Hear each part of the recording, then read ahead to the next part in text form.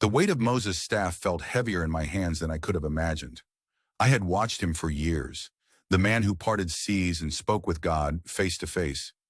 Now as I stood on the edge of the Jordan River, the same God who had called Moses told me, "Be strong and courageous, Joshua." Courage, strength. I was a soldier, yes. I'd fought battles, led men, but leading an entire nation, that was a burden I wasn't sure I could bear. Yet his voice was clear. As I was with Moses, so I will be with you. I will never leave you nor forsake you. The river before us raged like every doubt I carried. Still, I repeated his promise to myself. Every place your foot touches, I have given you. I turned to the priests. Step into the water, and I commanded. They hesitated, but only for a moment. When they obeyed, the impossible happened. The water split. We crossed on dry ground, just as Moses had led us through the Red Sea. The people followed in awe, and I felt their trust beginning to shift toward me. But this wasn't about me. It never was. It was about obeying the one who held the earth's waters in his hands. Jericho was next. Its walls were impenetrable, its warriors fierce.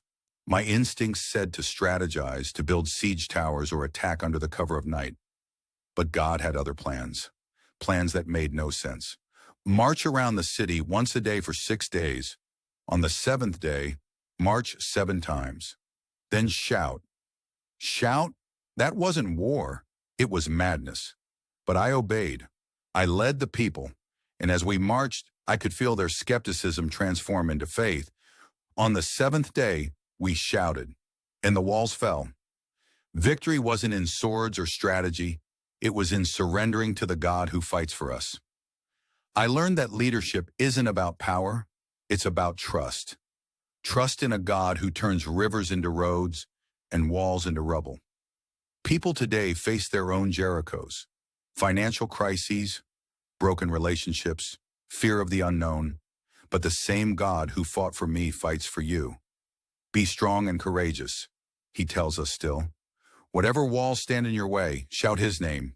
He'll do the rest. Would you step into the river? Would you march when it seems pointless? If you trust him, you'll see miracles too.